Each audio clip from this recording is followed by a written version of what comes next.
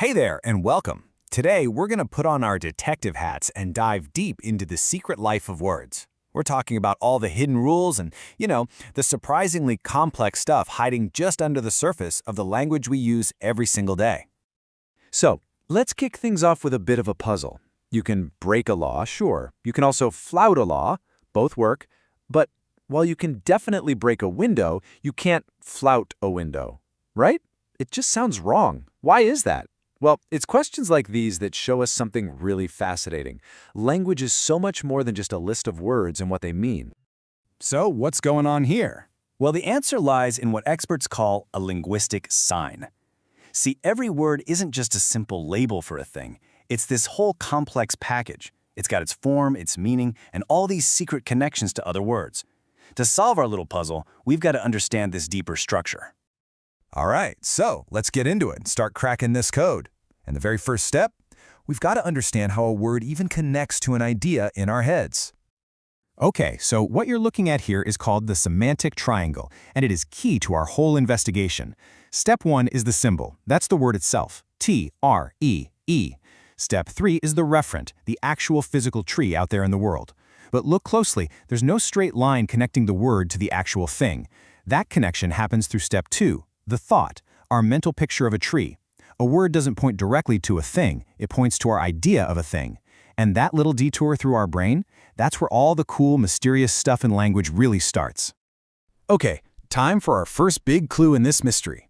Let's take a look at words that are absolute masters of disguise, the ones that trick us by looking or sounding alike. I mean, come on, we've all been tripped up by this at some point, right? It's like a classic case of mistaken identity for words, where the spelling or the way it's pronounced makes us confuse it with another totally different word. This table is perfect for unmasking these imposters. So first up, we've got homonyms. These guys have the exact same spelling and the same pronunciation, but totally different meanings. Think about the word file. It could be a tool you use, a folder for papers, or even a line of people. Then there are homophones. They sound the same, but they're spelled differently and mean different things, like see with your eyes and the SEA, see. And finally, homographs. Same spelling, but they're pronounced differently and mean different things. You can sit in a row of seats, or you can have a row, a big argument. All right, you ready for the next puzzle? We're always told that synonyms are just words that mean the same thing. But what if I told you that's kind of a myth, that perfect synonyms don't really exist?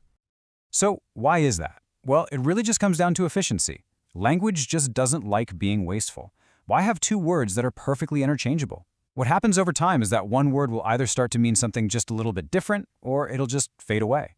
Take the word foe, for example. It used to be a perfect swap for enemy, but now you really only hear foe in like fantasy novels or old poems, right?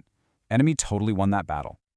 Okay, one of the biggest reasons synonyms aren't just plug and play is dialect. Think about it. If you're in London, you take a lift from your flat and walk on the pavement.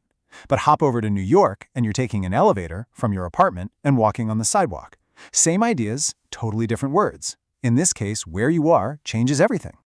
And it's not just where you are, it's how you're talking. The level of formality is huge. A lot of the time, words that come from old Anglo-Saxon roots like ask or fire, they just feel more, everyday, right?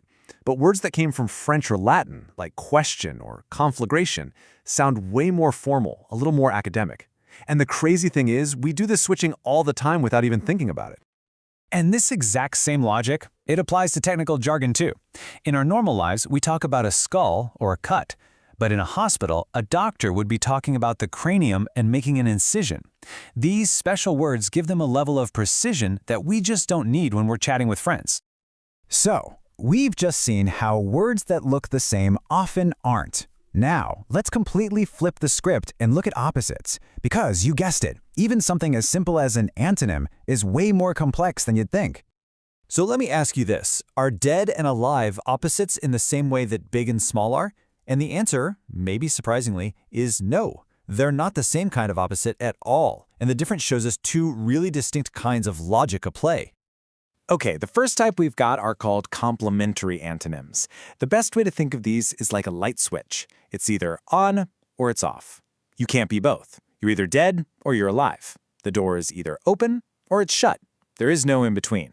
If one is true, the other is automatically false. Simple as that. But then you have words like big and small. These are what we call gradable antonyms.